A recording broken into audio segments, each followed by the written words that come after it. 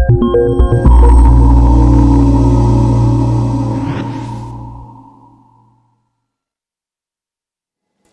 day after chairperson of the ASEAN Business Advisory Council, Tan Sri Nazir Razak, called for a renewed push to expand ASEAN-Russia economic ties, the work has already begun to bear fruit. It started with the business community finding solutions and doing business together.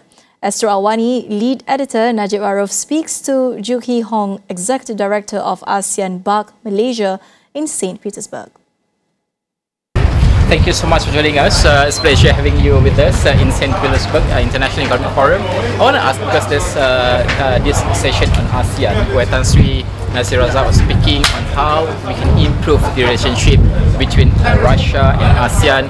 He said that our trade used to be 23 billion US dollars back in 2016. Now it stood at $16 billion. It shows that a lot of and greater potential between two sites basically. But how do we do this on the corporate level, business level, business community level in that sense? Yeah, thank you very much for having me. I think it is elaborated by my chairman, Tan Sri Nazir, that I think there's not enough information on both sides. I think the ASEAN region also must learn more about Russia and vice versa. So that's the first thing that I think we can do is to provide the kind of to bridge the gap. And what the business community can also contribute to this process is to perhaps participate in this kind of forum that you actually need so many participants from around the region, not just Russia. And this is not my first time here actually. I've been here, this is my third time, and I realized that there's so much going on here, and I think back home we always talk about ASEAN and Asia Pacific. There's a lot to explore. And you mentioned about the data that Tan Sri mentioned. It is true that there's a greater, there's a lot of room for us to improve in terms of getting more business interactions going on, and also to explore business opportunities. But for ASEAN BAC or ASEAN BAC itself, how do you guys approach these businesses? Because as we all know that Russia is facing sanctions in global arena. How do we maneuver this tricky situation? Yeah, I guess we take the cues from the leaders.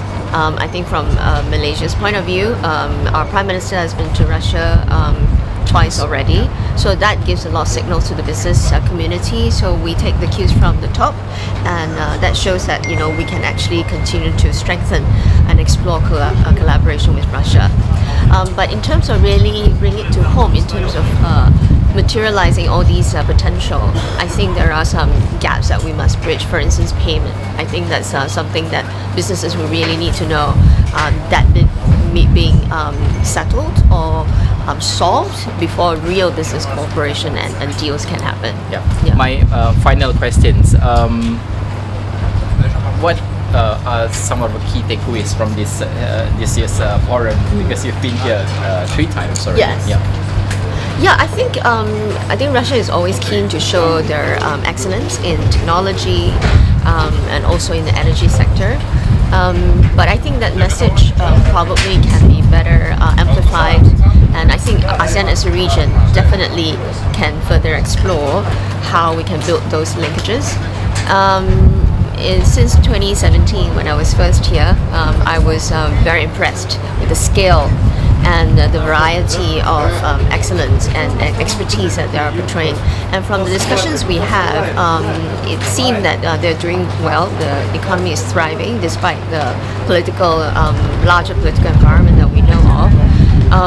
But I think that's where ASEAN BAC, ASEAN BAC can really play a role in clarifying some of the gaps of information and see how we can support the business sector from where we sit. All right. Thank you so much. Yes. Thank you.